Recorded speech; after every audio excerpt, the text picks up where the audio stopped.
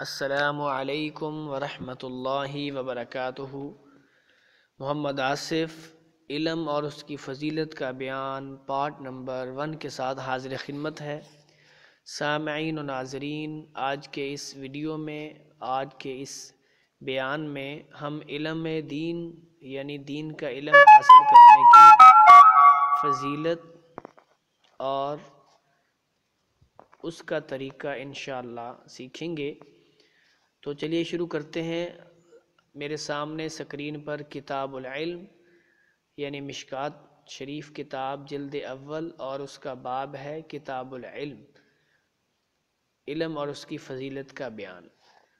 تو حدیث نمبر 198 سے ہم شروع کریں گے۔ سب سے پہلے میں عربی عبارت پڑھوں گا، اس کے بعد انشاءاللہ آپ کے سامنے ترجمہ پیش کروں گا۔ تو چلیے شروع کرتے ہیں۔ عن عبداللہ بن عمرو رضی اللہ عنہما قال قال رسول اللہ صلی اللہ علیہ وسلم بلغوا عنی ولو آیہ وحدثوا عن بنی اسرائیل ولا حرج ومن كذب علی متعمدا فلیتبوأ مقعدہ من النار، رواہ البخاری۔ عبداللہ بن عمر رضی اللہ تعالیٰ عنہ بیان فرماتے ہیں، اللہ کے رسول صلی اللہ علیہ وسلم نے ارشاد فرمایا،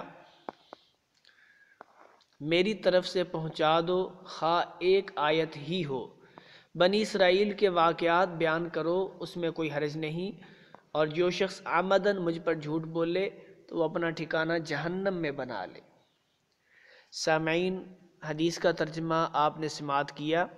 اس حدیث پاک میں اللہ کے رسول صلی اللہ علیہ وسلم نے علم دین حاصل کرنے کے بعد اسے آگے پہنچانے کا حکم ارشاد فرمایا ہے۔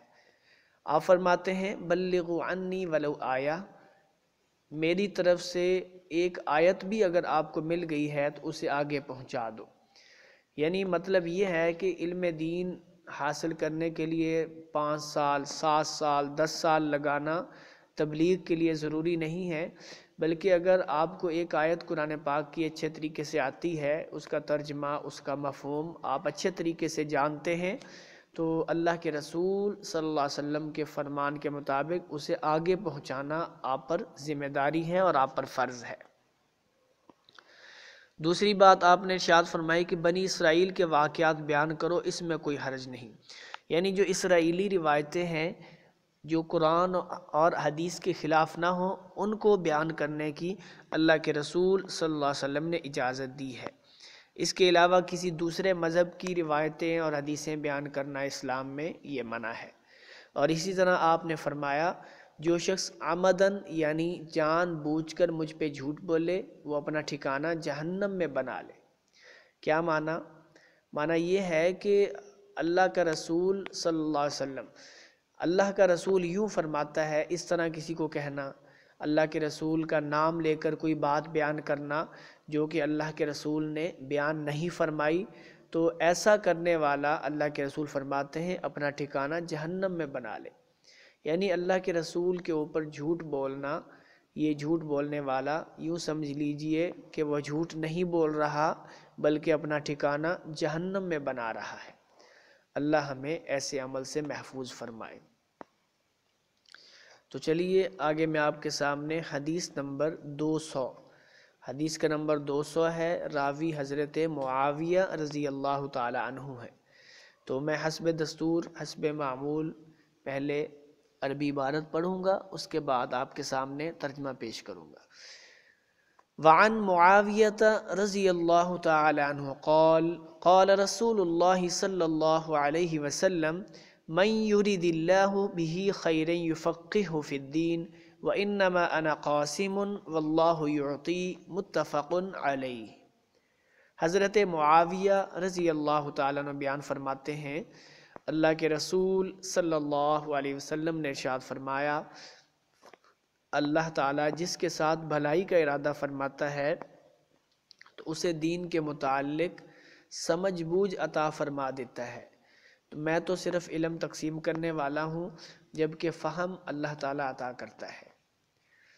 تو یہ حدیث حضرت معاویہ اس کے راوی ہیں۔ اس حدیث پاک میں اللہ تعالیٰ کی طرف سے جس کے ساتھ بھلائی کا اللہ تعالیٰ ارادہ کر لیں، خیر کا ارادہ کر لیں، تو اسے اللہ تعالیٰ علم دین حاصل کرنے کی توفیق عطا فرماتے ہیں۔ اس بات کو بیان کیا گیا ہے، یعنی اللہ تعالیٰ جس سے خوش ہو جائیں، اللہ جس کا بھلا کرنا چاہیں تو اسے اللہ تعالیٰ علم دین کی سمجھ بوجھ عطا فرما دیتے ہیں۔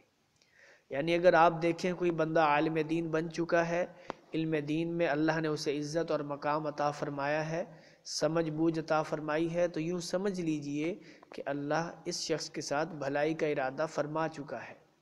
تو اس لیے علم دین کو حاصل کرنا چاہیے، علم دین سے محبت کرنی چاہیے، علم دین میں غور و خوض کر کے، غور و فکر کے ساتھ اس کو سمجھنا چاہیے۔ ایسا عمل اللہ تعالیٰ کی بھلائی اور خیر حاصل کرنے کا ذریعہ ہے۔ تو آگے اللہ کے رسول فرماتے ہیں، میں تو صرف علم تقسیم کرنے والا ہوں جبکہ فہم اللہ عطا کرتا ہے۔ علم تقسیم کرنے والا ہوں، یعنی اللہ کے رسول صلی اللہ علیہ وسلم علم بانٹتے تھے۔ آپ جانتے ہیں کہ سب سے زیادہ آپ علیہ السلام نے جو علم دیا ہے حضرت ابو ہریرہ رضی اللہ تعالیٰ عنہ کو دیا ہے، یعنی حضرت ابو ہریرہ رضی اللہ تعالیٰ عنہ کو احادیث سب سے زیادہ یاد تھی۔ تو یہ علم تقسیم کرنا اللہ تعالیٰ نے رسول اللہ صلی اللہ علیہ وسلم کی ذمہ داری لگائی، اور فہم اللہ تعالیٰ خود عطا فرماتے ہیں۔ بہت سارے ایسے ساتھی ہیں جو علم حاصل کرتے ہیں، علم پڑھتے ہیں، یعنی ان کے ذہن میں علم بیٹھ جاتا ہے، روایتیں، حدیثیں، آیتیں بیٹھ جاتی ہیں، پختہ ہو جاتی ہیں، لیکن ان کا سمجھنا اور فہم حاصل کرنا ان کے لیے مشکل ہو جاتا ہے۔ تو علم حاصل کرنا بڑی بات نہیں ہے، علم دین حاصل کرنے کے ساتھ ساتھ اس کا فہم بھی اگر مل جائے تو یہ بہت بڑی بات ہے، کیونکہ فہم کے ساتھ ہی بندہ اس علم پر عمل کر سکتا ہے۔ تو سامعین، آپ کے سامنے میں حدیث نمبر 202 پڑھنے لگا ہوں۔ اس روایت کو بیان کر کے انشاءاللہ ہم اس ویڈیو کو ختم کریں گے اگلی ویڈیو تک کے لیے۔ حدیث نمبر 202 ہے اور راوی عبداللہ بن مسعود ہے۔ تو پہلے عربی عبارت سنیے۔ وعن ابن مسعود رضی اللہ تعالی عنہ قال قال رسول اللہ صلی اللہ علیہ وسلم لا حسد الا فی اثنتین رجل آتاہ اللہ مالا فسلطہ على هلكته في الحق ورجل آتاه الله الحكمة فهو يقضي بها ويعلمها متفق علیہ۔ ابن مسعود رضی اللہ تعالیٰ عنہ بیان فرماتے ہیں، اللہ کے رسول صلی اللہ علیہ وسلم نے ارشاد فرمایا، دو قسم کے لوگوں پر رشک کرنا جائز ہے۔ ایک وہ آدمی جسے اللہ نے مال عطا کیا ہے، مال و دولت کے خزانے عطا کیے ہیں، اور پھر اس کو راہ حق میں خرچ کرنے کی توفیق بھی عطا فرمائی ہے، تو یہ آدمی قابل رشک ہے۔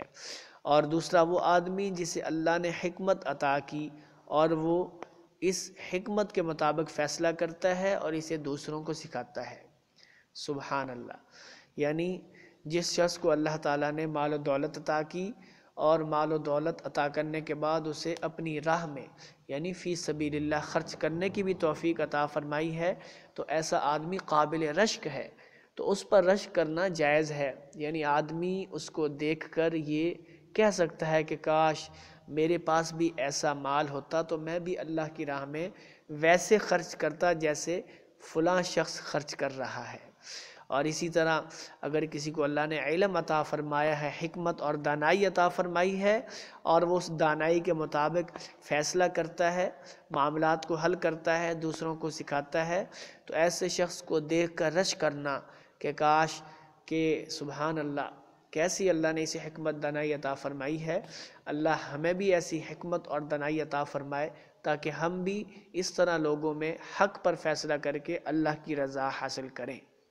تو یہ سبحان اللہ اس حدیث سے علم کی فضیلت بیان ہوئی ہے، کیونکہ حکمت اور دانائی علم سے آتی ہے، اور علم حاصل کرنے کے بعد ہی علم کا فہم ملتا ہے۔ تو سامعین، آج کے لیے اتنا ہی، تو انشاءاللہ اگلی ویڈیو میں ہم مزید علم کی فضیلت کے حوالے سے روایتیں لے کر حاضر ہوں گے۔ تو اللہ سے دعا ہے اللہ ہمیں علم دین حاصل کرنے کی اور علم دین حاصل کرنے کے بعد آگے سکھانے اور خود علم دین پر عمل کرنے کی توفیق عطا فرمائے۔ وآخر دعوانا ان الحمد للہ رب العالمین۔ سامعین، آخر میں گزارش ہے کہ میری اس ویڈیو کو آپ لائک کریں اور آگے شیئر بھی کریں، اور اس چینل کو سبسکرائب کریں۔ اگر آپ نے سبسکرائب نہیں کیا تو اسے لازمی سبسکرائب کر لیں، کیونکہ یہ دینی چینل ہے اور دین کو پھیلانا اور علم دین حاصل کرنا یہ ہر مسلمان کی ذمہ داری ہے۔ تو اگر آپ اسے شیئر کریں گے تو انشاءاللہ اس کے شیئر کرنے سے یہ آپ کے لیے صدقہ جاریہ بن جائے گا۔ جب تک یہ ویڈیو لوگ دیکھتے رہیں گے اور اس علم سے فائدہ اٹھاتے رہیں گے تو آپ کے مرنے کے بعد بھی انشاءاللہ اس ویڈیو کی تعلیم کا جو اجر ہے وہ آپ کے نامہ اعمال میں درج ہوتا رہے گا۔ تو اللہ جزائے خیر عطا فرمائے۔